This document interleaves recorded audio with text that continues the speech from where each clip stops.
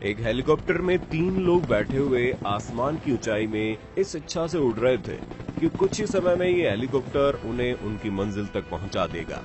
मंजिल ऐसी थी जिसकी कल्पना से ही पूरी बॉडी जलने लगे, क्योंकि उन तीनों को उस हेलीकॉप्टर की मदद से एक उबलती हुई ज्वालामुखी के मुंह पर जाना था।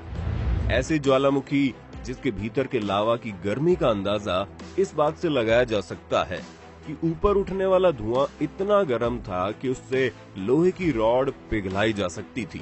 लेकिन अफसोस कि हेलीकॉप्टर और हेलीकॉप्टर में बैठे तीनों लोग उस ज्वालामुखी के ऊपर गए और वही हुआ जो होना था। वो उसी धधकती ज्वालामुखी के अंदर गिर गए। लेकिन हैरानी की बात यह है कि 2 दिन तक इसी ज्वालामुखी के अंदर रहने के बावजूद इन तीनों को वहां से जिंदा निकाल लिया गया। तो आखिर कैसे बची इन तीनों की जान, आइए बताते हैं आपको। आज से करीब 24 साल पहले की बात है। एक फिल्म डायरेक्टर पूरी शिद्दत के साथ अपनी फिल्म को बनाने में जुटा हुआ था। इसी फिल्म के लिए एक सीन ऐसा आया जहां उन्हें एक ज्वालामुखी के बिल्कुल पास का शॉट चाहिए था। डायरेक्टर साहब ठहरे जिद्दी। जब उनसे कहा गया कि भैया वहां कोई जाकर रिकॉर्डिंग नहीं कर पाएगा, हम फिल्म में ज्वालामुखी का एडिटेड शॉट दिखा देंगे, तो उन्होंने ऐसा कहने वाले को ये कह डाला कि तुम कभी डायरेक्टर नहीं बन सकते हो। अपनी पूरी फिल्मी समझ के साथ जिद पर अड़े डायरेक्टर साहब ने ये कह दिया कि फिल्म तो तभी बनेगी जब उन्हें रियल ज्वालामुखी का शॉट मिल पाएगा। उनकी जिद के चलते अब एक ऐसे पायलट को ढूंढा जाने लगा जो उनके कैमरामैन को वहां तक पहुंचा सके जहां से वो फिल्म के लिए जरूरी शॉट ले लें। ये काम इतना रिस्की था कि कोई भी ज्वालामुखी के ऊपर तो छोड़िए, उसके करीब ही नहीं जाना चाहता था। बस फिर क्या था, अमेरिका के सबसे बेस्ट पायलट हॉस्किंग को उसकी मुंह मांगी कीमत में इस काम के लिए नियुक्त किया गया। इधर भूवैज्ञानिकों ने एक पास की ज्वालामुखी के लिए ये कहा था कि 21 नवंबर को इस ज्वालामुखी में भारी हलचल होने वाली है, इसलिए खतरा और भी ज्यादा था। अब फिल्म के लिए फिल्मी अंदाज में पायलट ने हेलीकॉप्टर में चाबी लगाई और उसके साथ कैमरामैन और एक टेक्नीशियन हो लिए। तीनों धीरे धीरे ज्वालामुखी के करीब पहुंचने लगे। कैमरामैन ने अपने कैमरे को ऑन करके शॉट लेना शुरू कर दिया। कुछ देर बाद वो दोनों ज्वालामुखी के एकदम करीब पहुंच चुके थे। करीब 15 मिनट के अपने काम के बाद कैमरामैन को लगा कि थोड़ी दूरी की वजह से शॉट अच्छे से नहीं आ रहा और उठते हुए धुएं की वजह से अंदर का लावा साफ नहीं दिख रहा। इसलिए उसने पायलट से कहा, क्या वो हेलीकॉप्टर को ज्वालामुखी के ठीक ऊपर ले जा सकता है? कोई और पायलट होता तो वो शायद कह देते नहीं। लेकिन भाई हॉस्किंग तो अमेरिका के सबसे अच्छे पायलट थे। बात उनकी साख पर आ गई थी, इसलिए बिना कोई जवाब दिए उसने हेलीकॉप्टर को ज्वालामुखी के ठीक ऊपर उसके मुंह पर लाकर रोक दिया। रोकने के बाद कैमरामैन को शॉट तो मिलने लगे, लेकिन वॉल्केनो के भीतर से इतना तेज और गर्म धुआं निकल रहा था कि इस गर्मी को हेलीकॉप्टर का इंजन बर्दाश्त नहीं कर पाया और फिर हेलीकॉप्टर गिरते हुए पहले करीब 150 फीट पर एक चट्टान के कोने से जा अटका, जिस वजह से ये तीनों हेलीकॉप्टर से अलग तो हो गए, लेकिन हेलीकॉप्टर फिर एक गहरी छलांग के साथ 300 फीट की गहराई में खोलते हुए लावे में जा गिरा। पायलट, कैमरामैन और टेक्नीशियन तीनों की समझ से बात परे हो चुकी थी कि अब वो 150 फीट की दूरी पर लटके हुए अपनी जान को कब तक बचा पाएंगे। चूंकि इन तीनों के साथ दिक्कत ये थी कि पायलट कैमरामैन और टेक्नीशियन से अलग कहीं अटका हुआ था। इसके बाद पायलट ने अपने पास रखे हुए एक वायरलेस रिसीवर से इमरजेंसी रेडियो सिग्नल भेजा, जिसे पास ही के एक पुलिस स्टेशन ने पकड़ लिया, जिससे उन्हें पता चल गया कि कोई उनकी मदद मांग रहा है। कुछ समय में पुलिस एक रेस्क्यू टीम के साथ मौके पर पहुंची और कड़ी मशक्कत के बाद पायलट को ज्वालामुखी के भीतर से रस्सी डालकर खींच लिया गया, क्योंकि रेस्क्यू टीम ने उसका लोकेशन देख लिया था। पायलट ने ऊपर जाकर बताया कि उसके 2 और लोग इसी के भीतर फंसे हुए हैं, जिसके बाद रेस्क्यू टीम उन्हें ढूंढने में लग गई।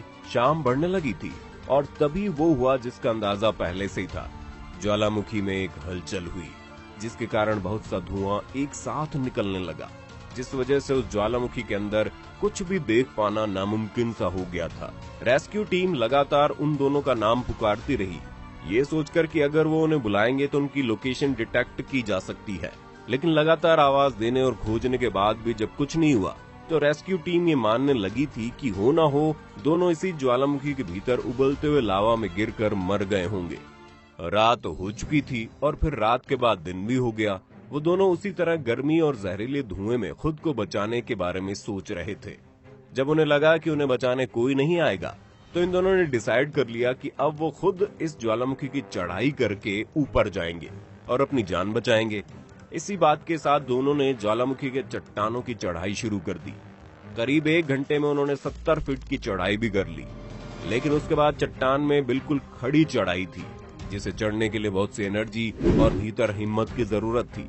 इसलिए दोनों वहीं रुक गए। टेक्नीशियन की हालत तो ज्यादा खराब हो गई थी। इसके बाद जब कोई ऑप्शन नहीं बचा, तो कैमरामैन ने तय किया कि वो अकेले ऊपर जाएगा। चूंकि इस चढ़ाई में दिक्कत ये थी कि अगर हाथ फिसलता तो वो सीधा नीचे धधकते लावा में समा जाते। लेकिन इसी डर को अपने साथ लिए 4 घंटे की लगातार मेहनत से वो इस ज्वालामुखी को पार कर दिए। बाहर रेस्क्यू टीम ने तुरंत कैमरामैन को बेसिक ट्रीटमेंट दिया और कुछ समय बीतने के बाद लोगों ने टेक्नीशियन को बचा पाने की उम्मीद को भी खो दिया था। लेकिन अभी कुछ और होना बाकी था। इसलिए रेस्क्यू टीम का एक मेंबर एक आखिरी कोशिश करने के लिए अपने स्पेशल हेलीकॉप्टर को ज्वालामुखी के मुंह के ऊपर ले गया। क्योंकि वो हेलीकॉप्टर ऐसा था जो इस हीट को रेजिस्ट कर पा रहा था। हेलीकॉप्टर के जाने की वजह से उसकी घूमती हुई पत्ती से कुछ धुआं हटा, तो उन्होंने एक इंसान को चट्टान पकड़े हुए लटकते हुए देखा, जिसके बाद अब ये तय हो गया कि वो अभी मरा नहीं है। इसके बाद रेस्क्यू टीम ने एक मजबूत रस्सी में एक बड़ी सी टोकरी बांधकर उसी गड्ढे के अंदर लटका दी और वो हेलीकॉप्टर को आगे पीछे करने लगे, ये सोचकर कि हो सकता है ऐसा करने से उसे टोकरी दिख जाए। और ऐसा ही हुआ। टेक्नीशियन ने टोकरी देख ली, लेकिन मुश्किल ये थी कि टोकरी उससे करीब 8 फीट की दूरी पर थी और हवा में तैर रही थी। उसे पकड़ने के लिए उसे 8 फीट की छलांग लगानी पड़ती। अब चूंकि 2 दिन से बिना खाए पिए और गर्मी की वजह से उसके शरीर में बिल्कुल एनर्जी नहीं रही थी, वो इतनी लंबी छलांग लगाए कैसे? लेकिन इसके अलावा उसके पास कोई चारा नहीं था। छलांग लगाने और न लगाने दोनों में मौत थी, लेकिन टोकरी पकड़ लेने से संभव था कि उसकी जान बच जाए। इसलिए उसने अपने भीतर की सारी हिम्मत जुटाकर अपनी बॉडी को तैयार किया और चट्टान को पीछे धकेलता हुआ हवा में छलांग लगा दी। इस सीन को स्लोमो में देखें तो उसका हाथ फैला हुआ था, टोकरी और उसके नीचे गर्म लावा उबल रहा था और सब कुछ रुक गया था। मौत और जिंदगी की इस छलांग में अफसोस की मौत हार गई और जिंदगी बच गई और उसने टोकरी पकड़ ली, जिसमें बैठकर वो मौत के मुंह से बाहर आ गया। इस तरह करीब 2 दिन तक उबलते ज्वालामुखी के अंदर फंसे रहने के बाद 3 लोगों को जिंदा बचा लिया गया, जिसकी कहानी संभव है उस जिद्दी डायरेक्टर की कहानी से बहुत अच्छी है। आपको ये वीडियो कैसी लगी कमेंट में बताना। साथ ही वीडियो को लाइक और शेयर करना ना भूलें और चैनल को सब्सक्राइब तो कर ही लें।